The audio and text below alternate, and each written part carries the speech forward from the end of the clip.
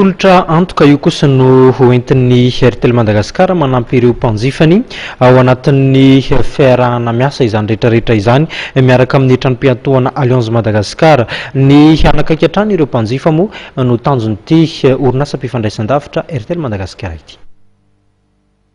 Tolotra antoka fiarahamiasan'ny Airtel amin'ny trano-piantohana micro ensure sy ny Alliance Madagasikara manampy ireo mpanjifa Airtel amin'ny vola miseho amin'ny mpanjifa iray tsotra ary mamaim-poana ny fidirana ho mpikampana amin'ity tolotra ity natokana ho an'ny olona manomboka amin'ny 20 taona ka hatramin'ny 15 taona. Manindry ny étoile 233 dièse dia mampiditra ny anarana sy ny fanampiny. Antoka moa zany dia tolotra iray ny Airtel izay raha miasa amin'ny micro-ensure dia manampy be sy Alliance izay manana masovony amin'ny eto Madagasikara. Tolotra izay ahafahan'ny mpanjifa Airtel Madagasikara mahazo tolotra indemnisation raha sanatria misy milonja na misy fatesana na misy fidirana hôpitaly tsy misy vola alohan'ny mpanjifa izy io fa ny fandinina ataony amin'ny crédit toy ny mahazatra ihany no ataony fa ny zatra takina fotsiny amin'ny tolotra zany fisy fantaranarana manindry ny étoile 233 maimay.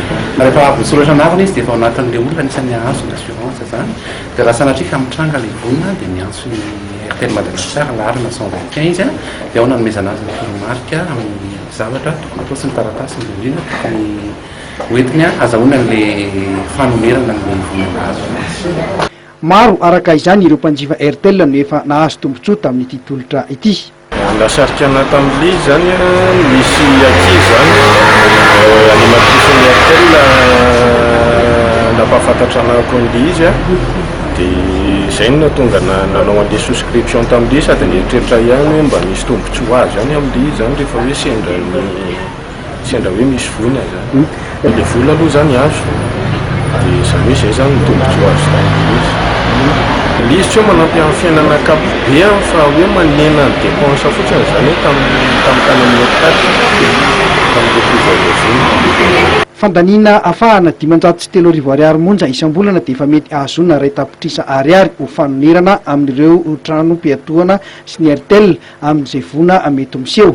Tamin'ity androany ity ary dia natolotry ny Airtel ireo mpanjifa ny tombontsoa azon'izy ireo tamin'ny ity tolotra antoka ity.